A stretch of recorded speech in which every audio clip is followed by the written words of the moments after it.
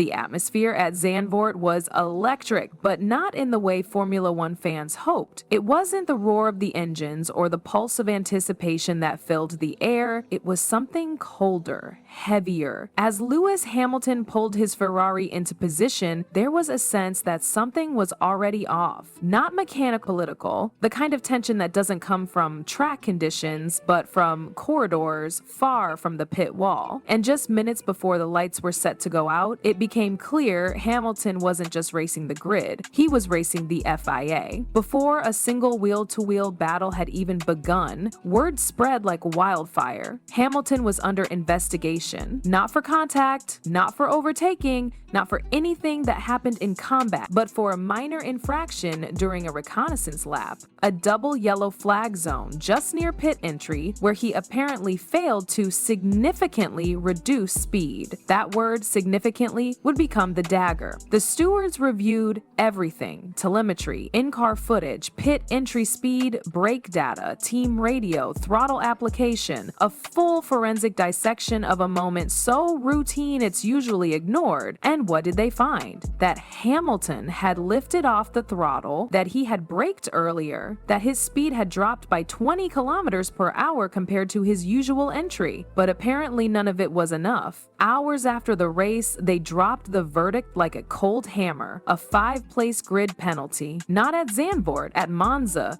Ferrari's sacred home, Hamilton's first Italian Grand Prix in red. And now, no matter what he did, in qualifying he'd start at least 6th, maybe worse. Along with it came 2 penalty points on his license, his first in a year. It was a blow that hit in more ways than one. On paper, it was a minor penalty, a procedural violation, but symbolically, it was massive. Hamilton, the 7-time world champion, the new face of Ferrari's future, being docked for a moment that didn't endanger anyone, that didn't cause an incident, that had no visible consequence, and yet Verstappen and Norris, who were also investigated for exceeding delta times on the same laps, walked away untouched. No penalty, no points, no warnings. The questions came hard and fast. Why only Hamilton? What did the FIA see or want to see that made this a punishable offense while others skated by? Was this about safety or was it about sending a message? And all of this before even mentioning that Hamilton didn't finish the race. Lap 22, turn 3. He lost the car and went into the wall. No collision, no drama.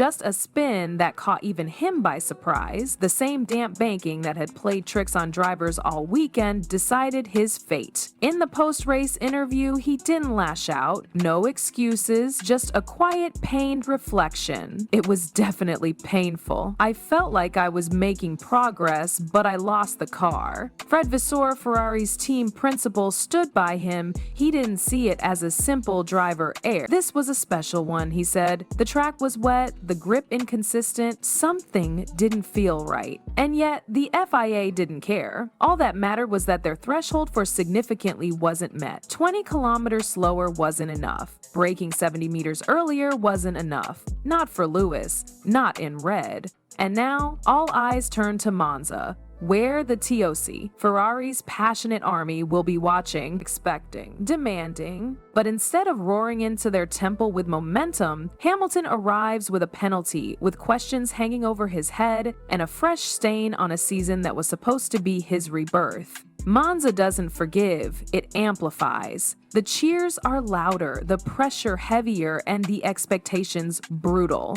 Every corner echoes with the weight of Ferrari's history, and every misstep is magnified by a crowd that bleeds red. For Lewis Hamilton, this wasn't just any track. It was the proving ground, the place where legends are either embraced or rejected. And with a 5-place penalty chained to his back, he was walking into the lion's den with raw meat in his pocket. Qualifying would now be a psychological battle more than a strategic one. Even if he claimed pole, it meant nothing. The best he could start was 6th. That knowledge changes everything. How you push, how you manage risk, how much you're willing to give when you know you're already playing catch-up. But this wasn't just about strategy. penalty. It was personal. Lewis was driving not only to impress, but to reclaim control of the narrative, spiraling out of his hands. The FIA's decision had sparked more than fan outrage. Inside the paddock, murmurs turned into real questions. Was the penalty consistent? Was the standard applied to Hamilton the same one used for others? Drivers and pundits quietly voiced what fans were shouting. Was there something deeper at play, especially considering Verstappen and Norris, who also flirted with the Delta time rule, emerged untouched?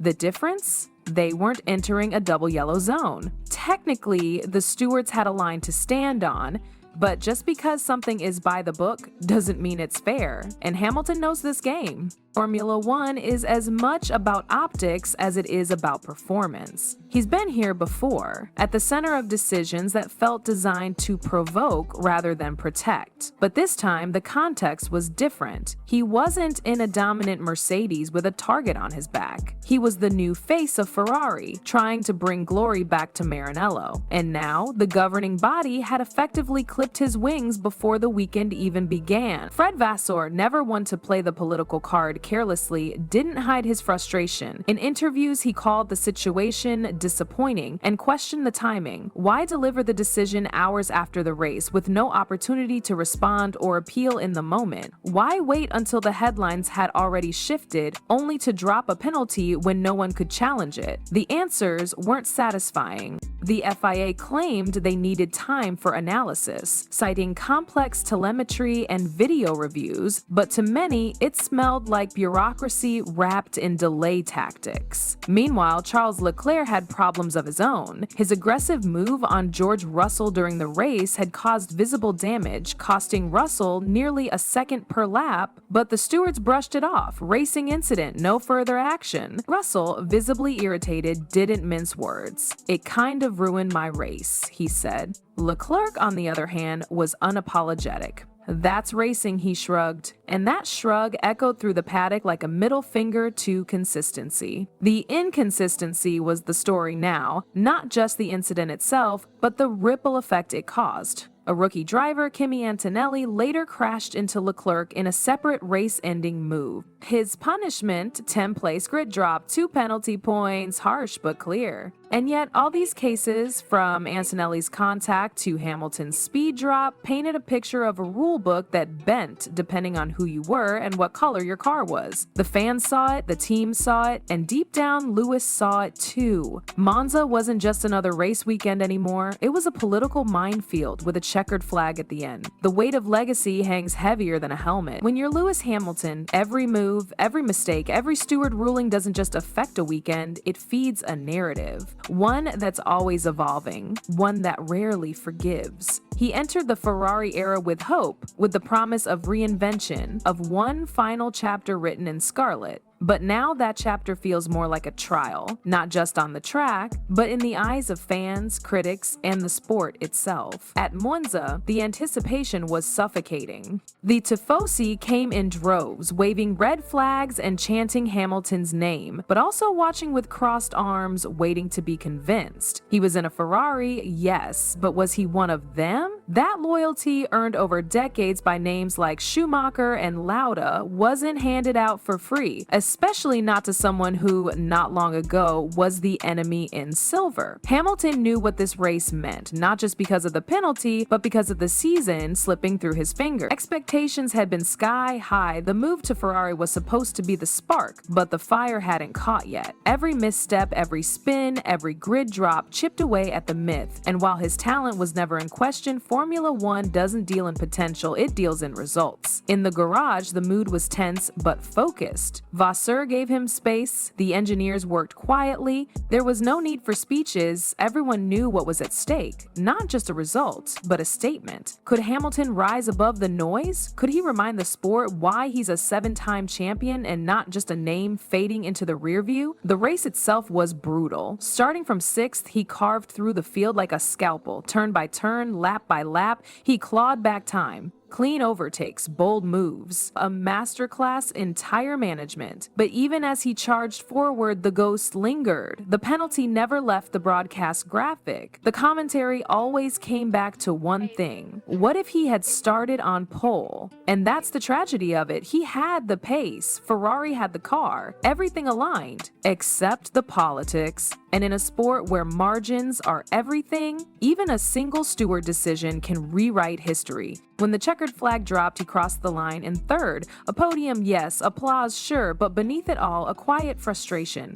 He should have won. Back in the paddock, Hamilton didn't rant. He didn't play the victim. Instead, he smiled, gave credit to the team, thanked the fans. But if you looked closely, you could see it. In his eyes, the simmer, the calculation. This wasn't over. Not by a long shot. Meanwhile, the FIA doubled down. When pressed about the penalty, they remained firm. The rules are clear, they insisted. We applied them consistently.